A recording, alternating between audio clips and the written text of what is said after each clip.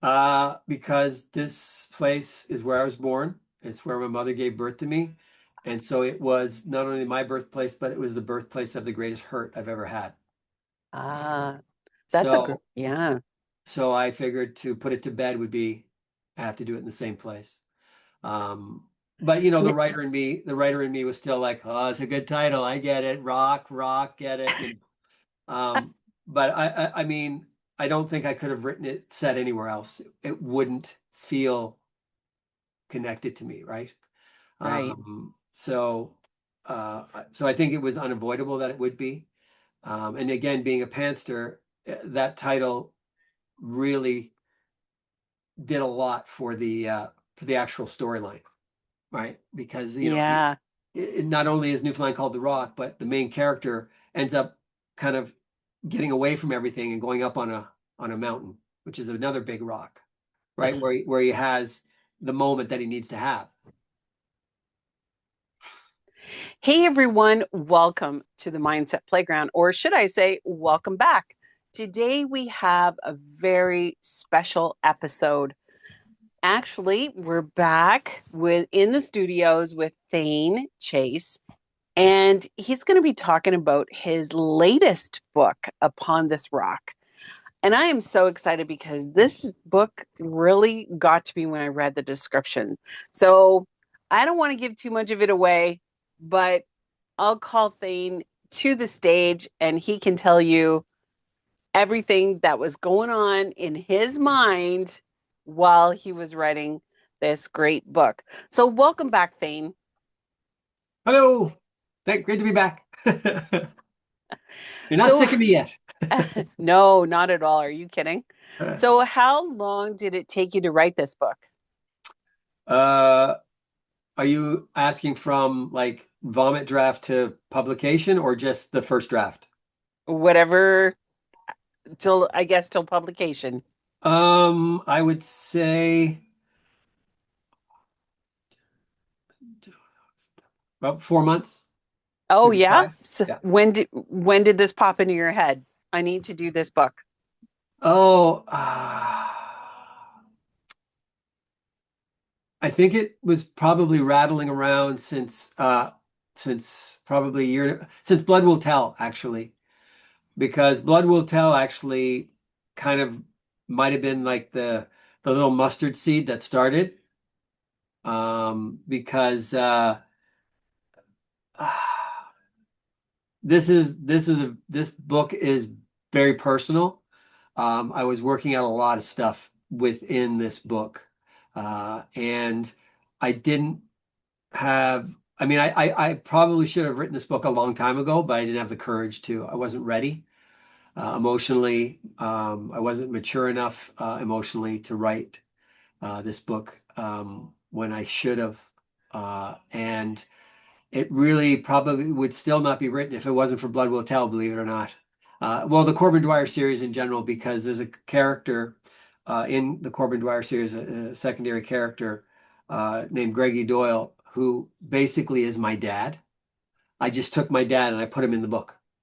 Um, there's no embellishment. Okay, that's not true. The character's backstory is obviously fiction, but the actual mannerisms, the way the character is, the way he looks, everything, I did not change anything. It's basically my dad. I put my dad in the book as one of Corbin's buddies. Um, and as I did that, um, see, from my childhood, my parents got divorced when I was really, really young. And uh, I was with my dad, I went with him. And as a kid, you just can't figure that out. Because I mean, it wasn't like I saw my mom and I had no contact with her. So, I mean, I don't think I actually stood in the presence of my mom actually until I was like 19, right? I'd seen a picture of her, but I knew, and it was just an odd thing. Um, so there was a lot of emotion there, a lot of anger, a lot of confusion. But when I was writing my dad's character, like the Greggy Doyle character in Blood Will Tell, modeling after my dad, for some reason, I was really close to my dad, so I didn't see his faults.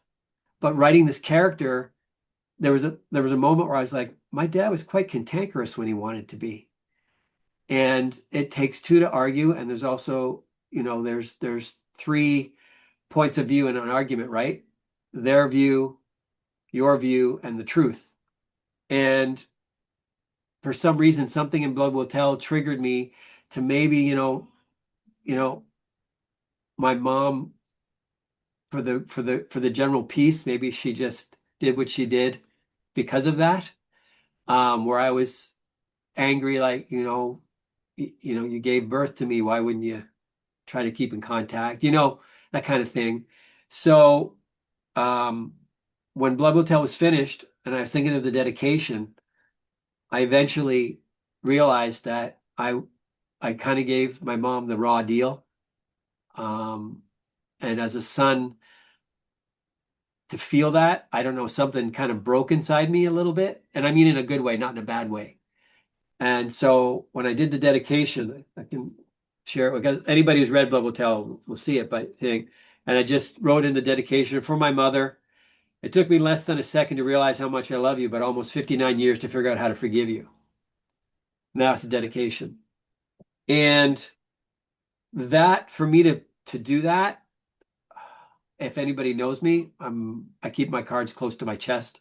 So that was a big deal. And that was the mustard seed. And then I did Dead Man's Tab after that, and I wrote a few other things on a Vista, but it was just there growing and growing. And then one day,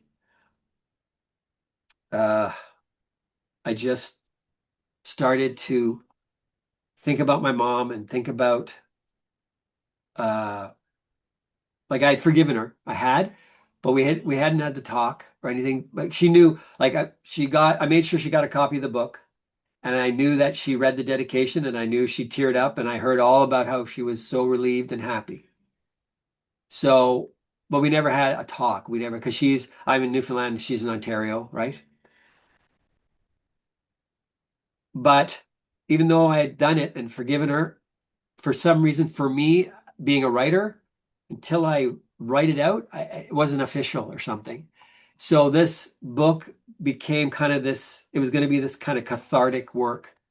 Well, I was going to work out and put this issue to bed in a book, right? It Yeah. wasn't, the book is not representational of my life per se, but it was more of a work to put that hurt and and my hurtful past and whatever anger I had, it was to bury it and to say goodbye to it forever, right?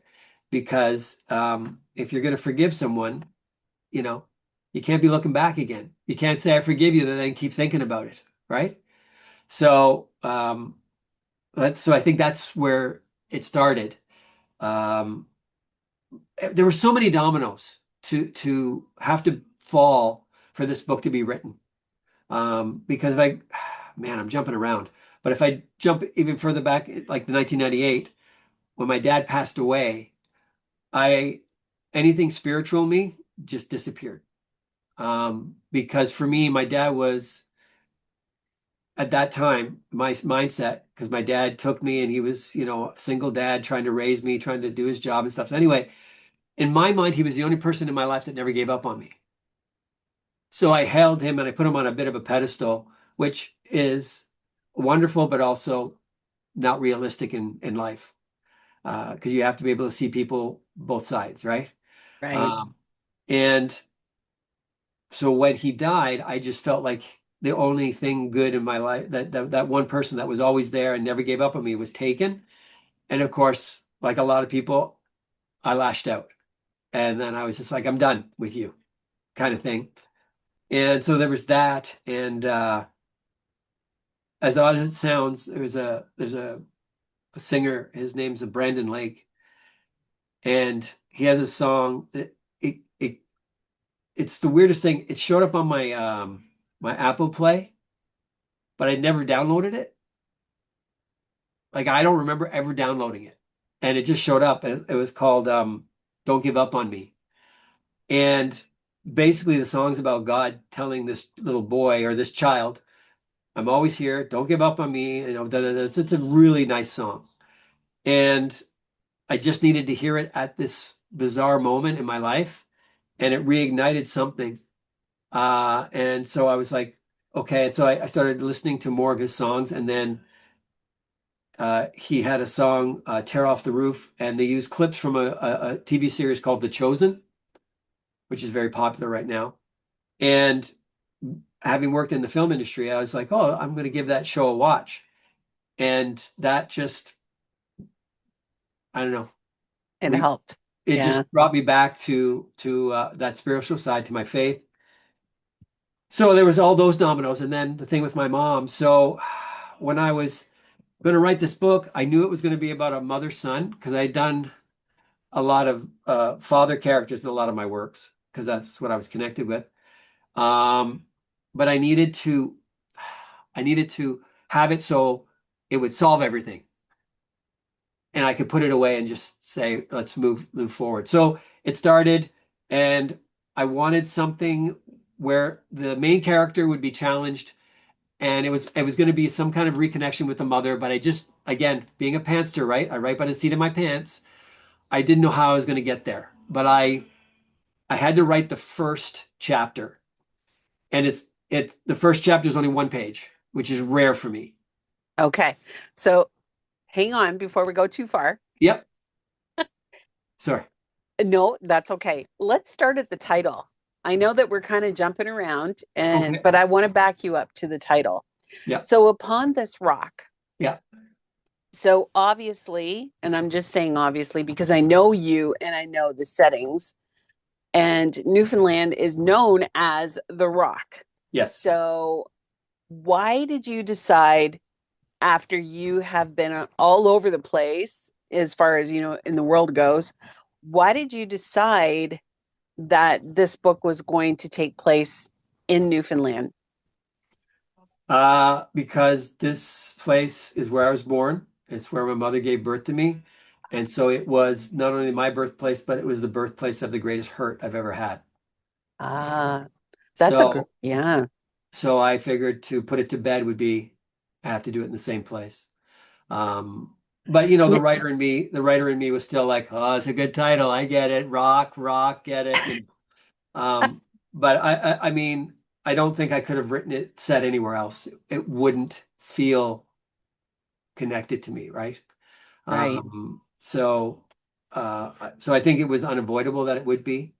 And again, being a pantster, that title really did a lot for the actual storyline, right? Because Yeah, not only is Newfoundland called the Rock, but the main character ends up kind of getting away from everything and going up on a mountain, which is another big rock, right? Where he has the moment that he needs to have. So it's a lot of, double meanings.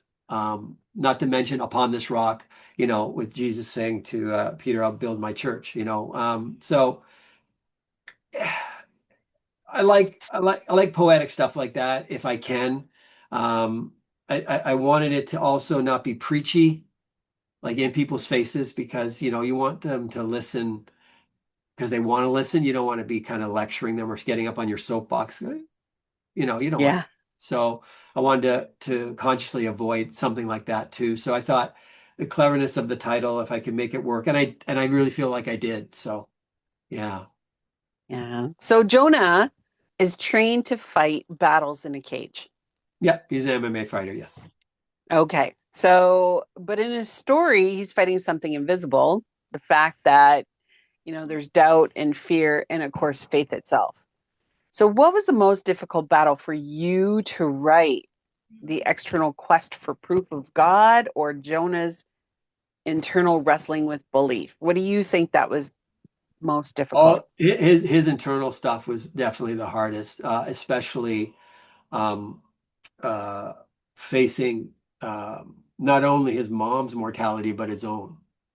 And I drew on that when I drew on that feeling from my dad's final moments because I was with my dad when he passed away. I was holding his hand, um, and I was there for the death rattle, which is a sound I don't wish on anyone. I don't know if you've ever heard it. It's the Oh, worst sound. yes. Yeah, okay. You know what kind of sound that is.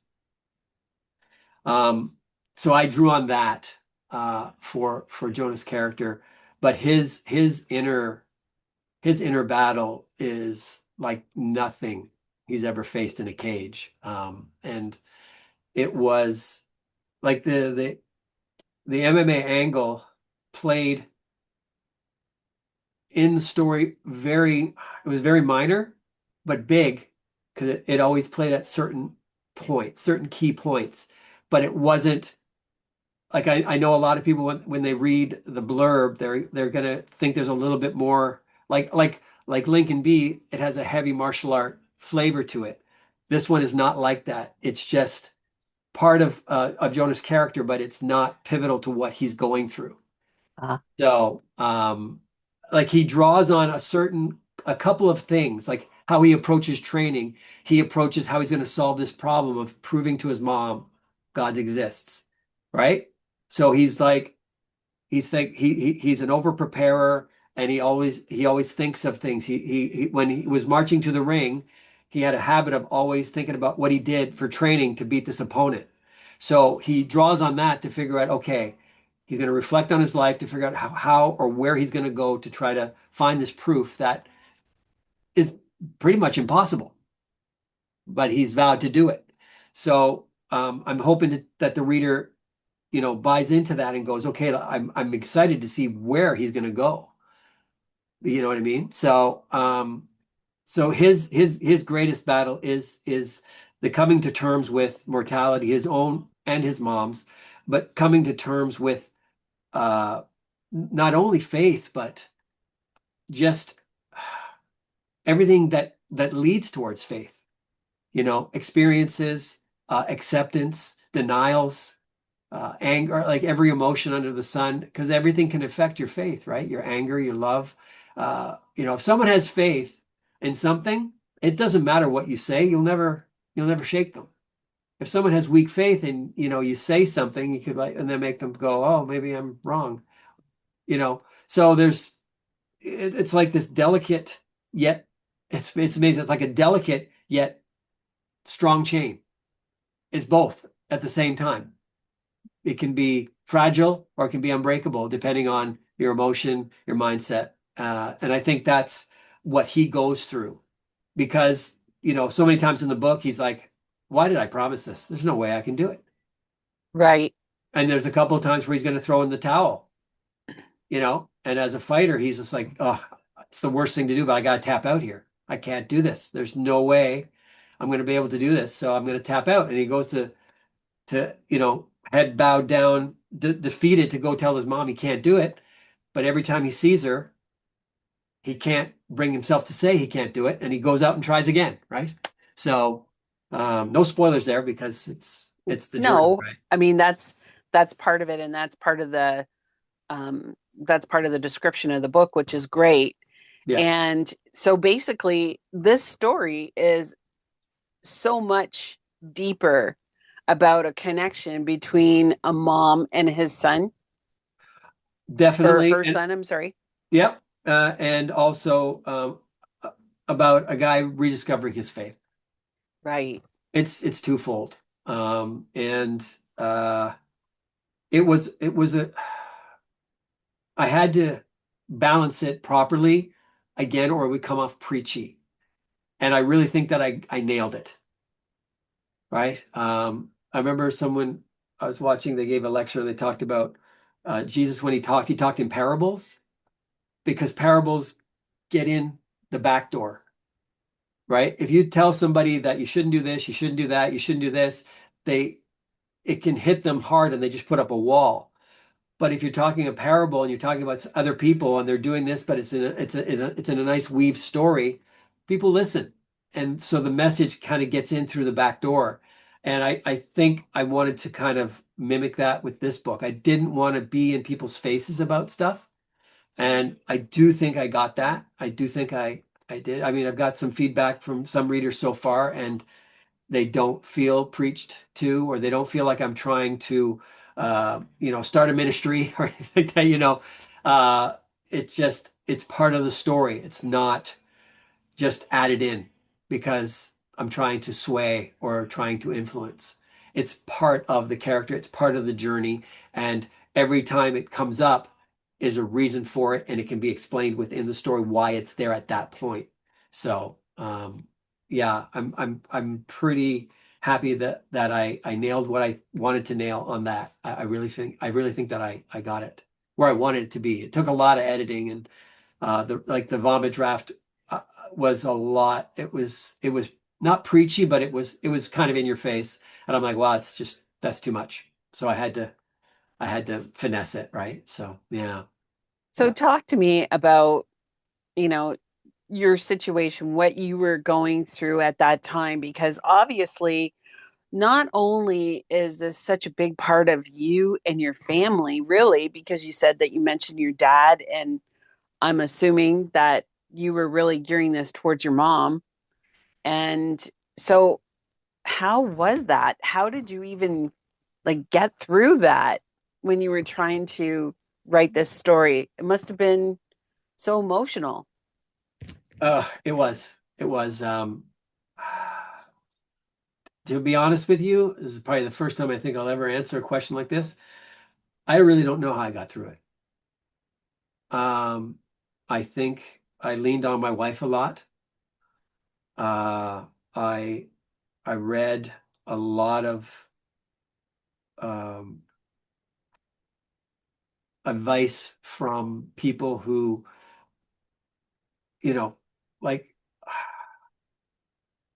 like life coaches or people like yourself who work with, the mind and helping people.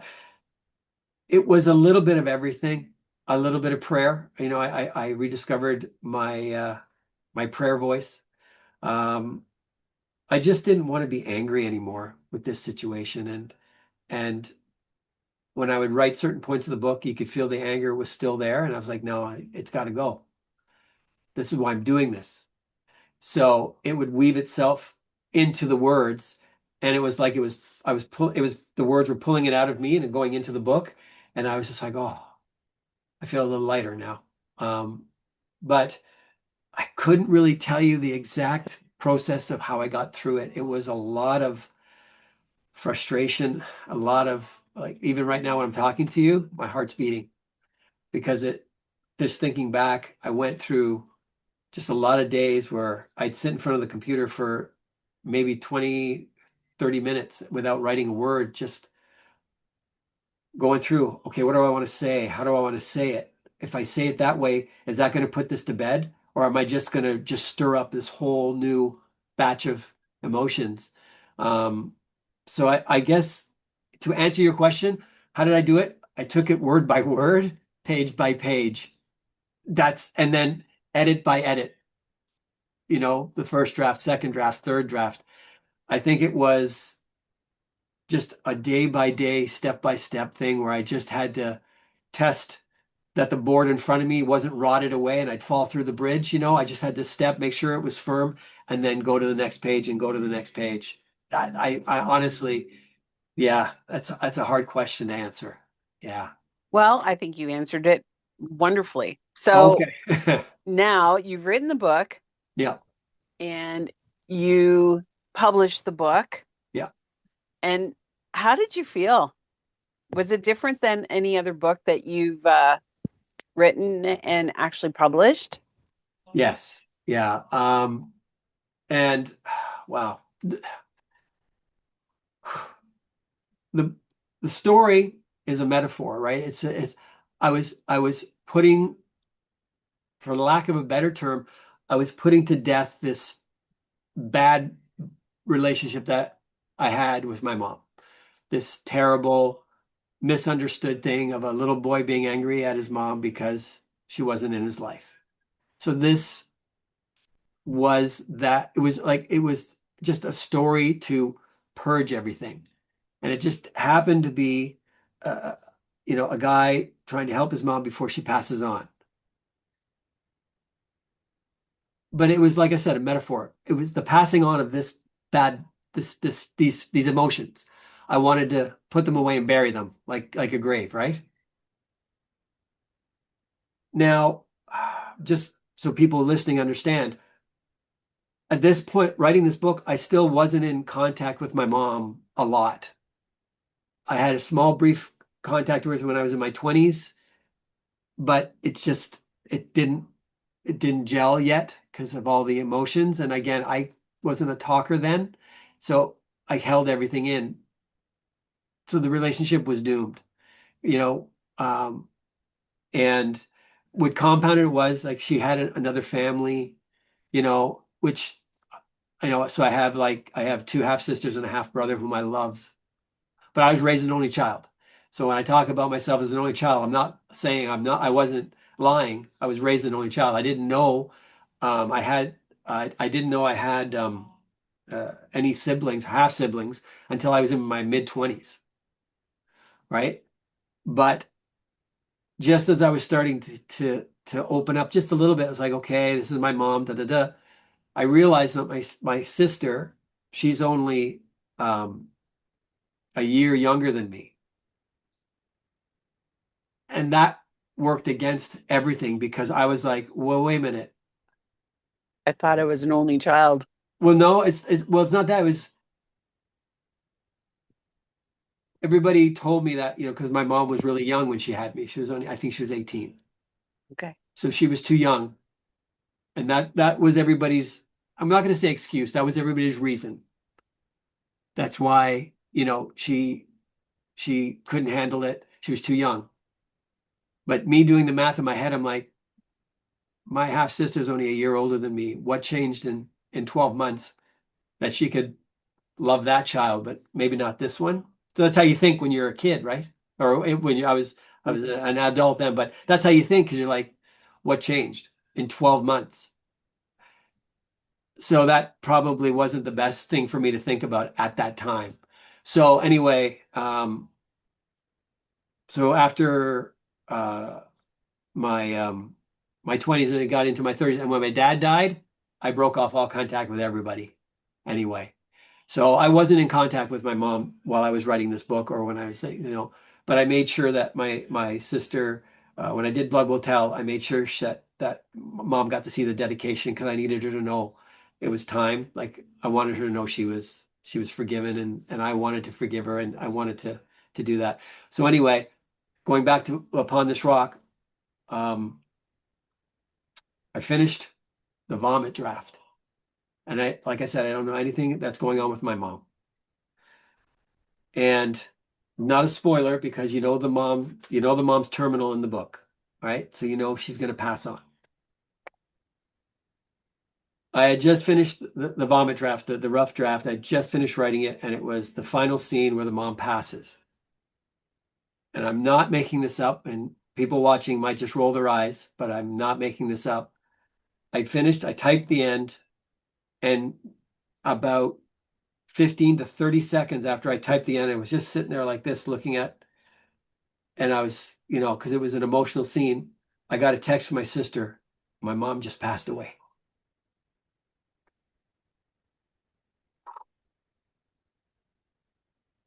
Sorry. That's okay. Thank you for being so No, personal with us. that's okay. And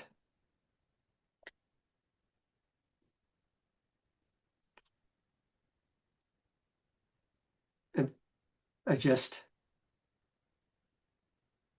at that moment, I hated the power of my words because I felt like I might have done it. But then I know that she knew that I had forgiven her. So it kind of brought me back. And and then I realized how important this book was for me. And I did think about not publishing it because it was now so personal. But I think I had to put it out there because I just had to like to let everything go. So um, that was probably the most bizarre, amazing, hurtful, joyous thing I ever felt in my life because I just felt like there was something there. And if I had any doubt in any kind of heavenly being that watches over me. I lost that doubt when that happened, and I'm back now. Sorry. I went away for a No, little bit. I'm okay.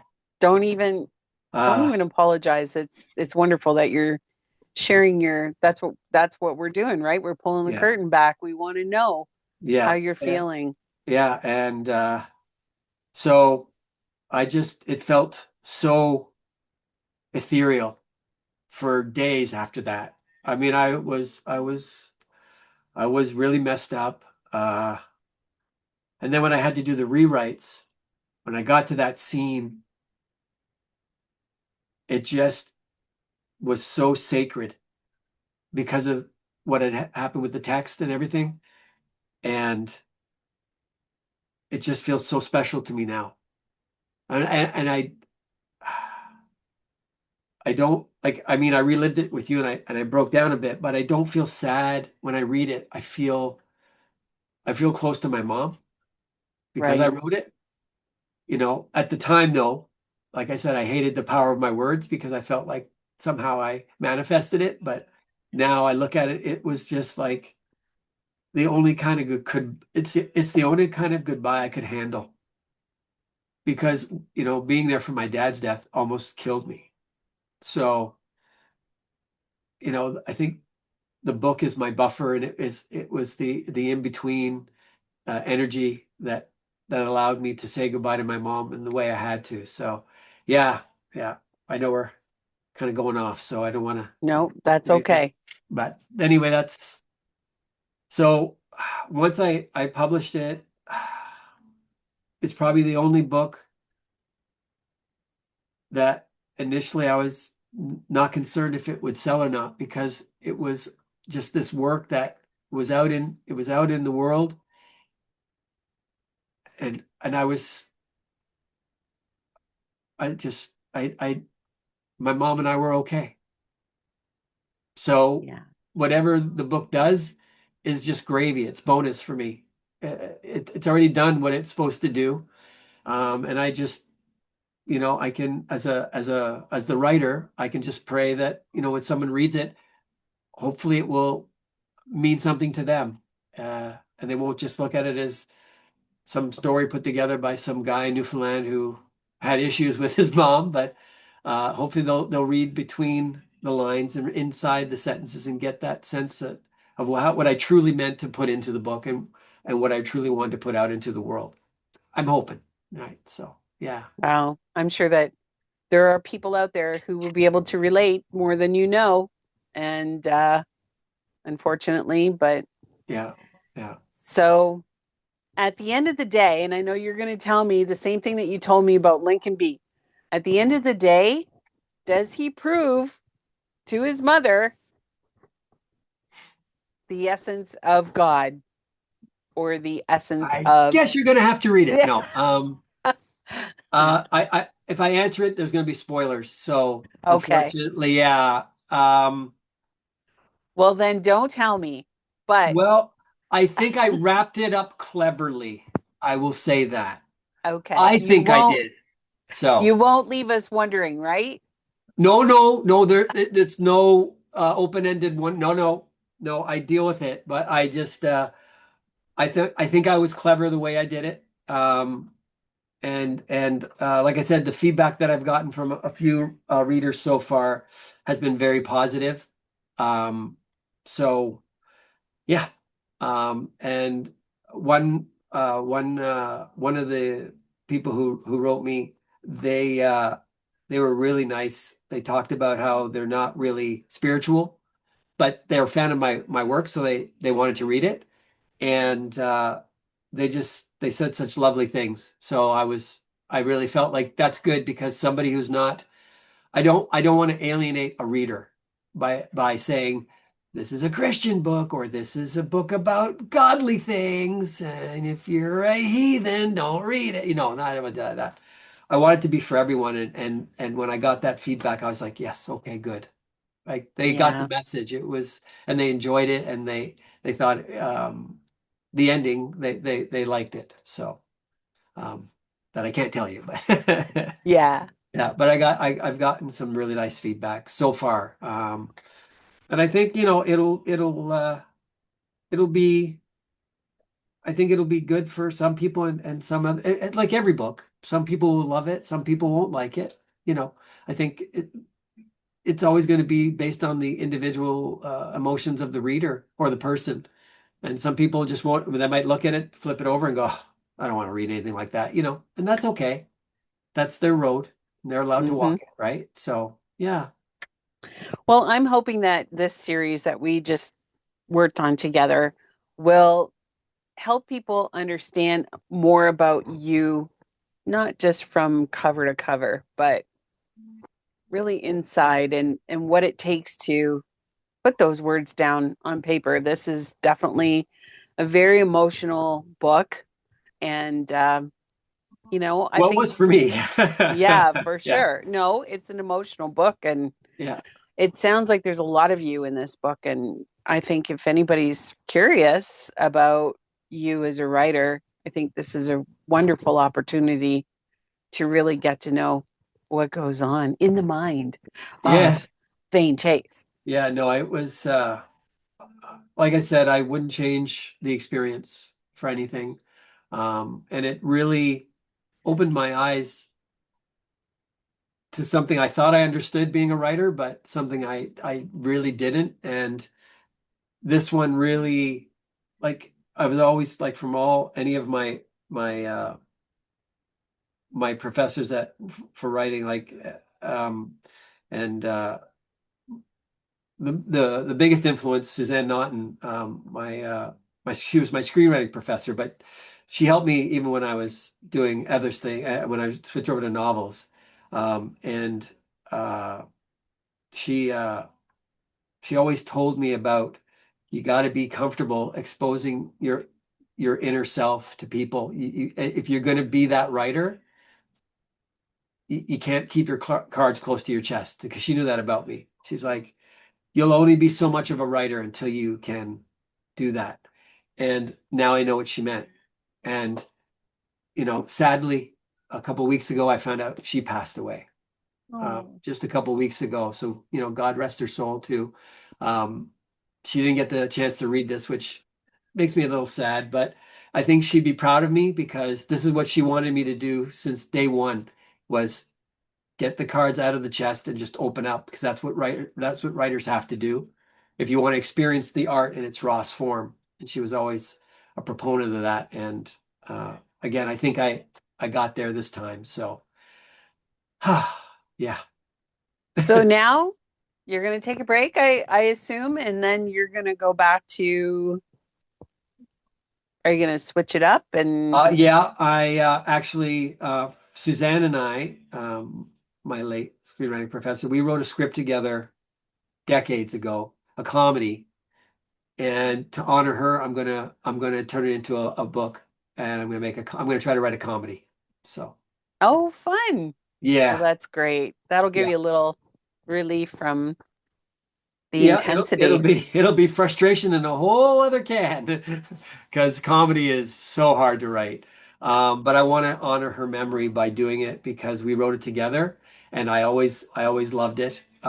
So it's going to be for her. It's probably going to take me a while. I don't plan on releasing anything now for the rest of this year.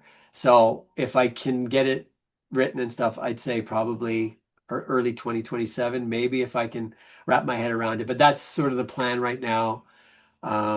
And that wasn't planned. Obviously, I was gonna go back to another my Corbin Dwyer, but I'm gonna do this one first and see what I can come up with. So And yeah, that's how it happens, right? With a writer. Like, I'm just kind of trying to figure this out myself. Like, so you might have plans and then life happens. yeah, You have plans on which way your life is going to take, and then yeah. something happens, and all of a sudden you're on that merry-go-round again. Yeah, exactly. Yeah, and that's definitely what this is. And but I think you were right what you just said too. I think I need a comedy right now. I think it would be a nice. It'll be challenging, but it's probably something my soul needs too, just to get some goofy, wacky scenes, some things that'll make you laugh. So I think you hit the nail right on the head with that. I think it's going to be good for me um, Well, to move we wish you on. all luck, and we can't wait until the next set of Thane Chase because I'm sure that there's a lot around the corner. So thank you once again Oh no, thank for, you for letting me talk about this, and um, I just want to say for all the podcasts we've done together, I think you've I don't know how to express it, which is weird because I'm a writer, but sometimes words fail. But you have uh, like like this book opened me up. I don't talk well about myself or about my work. I don't know if it's the martial art training. It's all about humility. You got to be humble. Um, but you have made it okay for me to talk about what I do. And again, I know you don't know me really, really well, but I'm sure if you talk to my wife, she'll tell you the fact that you got me to talk about my books and stuff is you should have a trophy because I don't do that. Um, Even at markets, ask my wife, I talk to people and I pitch them, but I'm one of those, I don't try hard. I just like, okay, or what have you done? Oh, I've written stuff. It's, and you're the first one to kind of pull this kind of, like, don't get me wrong, I've had no trouble talking. I got the gift of gab, no worries. But to talk about accolades or accomplishments, I've never been good at that. And that's my own issues, stemming from stuff with my mom, right? But I want to thank you for opening that part of me because these podcasts have really done that. So I have to say kudos to you because I don't think you realize how much you've helped me. Like I wouldn't this one, if you hadn't opened me up with the other podcasts, you never would have got me to talk about this book. I know you So told me that. so kudos to you on that. Like honestly, give yourself a pat on the back because you're good. You're so good. And I want you to know that. And anybody who gets the chance to be interviewed by you, they should take the opportunity because you're amazing at it. So thank you for that. I just wanted to say that. So Oh, thank you. yeah. Well, thank you for everything. Yep. And I know that we'll be in touch and we'll be talking about your next projects and I look forward to that. So once again, thank you. Thank you so much. It was it was the words were pulling it out of me. I finished. I typed the end. I got a text from my sister. My mom just passed away.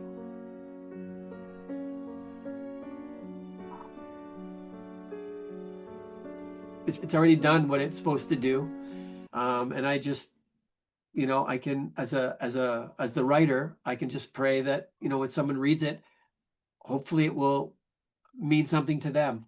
And they won't just look at it as some story put together by some guy in Newfoundland who had issues with his mom, but hopefully they'll read between the lines and inside the sentences and get that sense of what I truly meant to put into the book and what I truly wanted to put out into the world. I'm hoping. Right. So, yeah.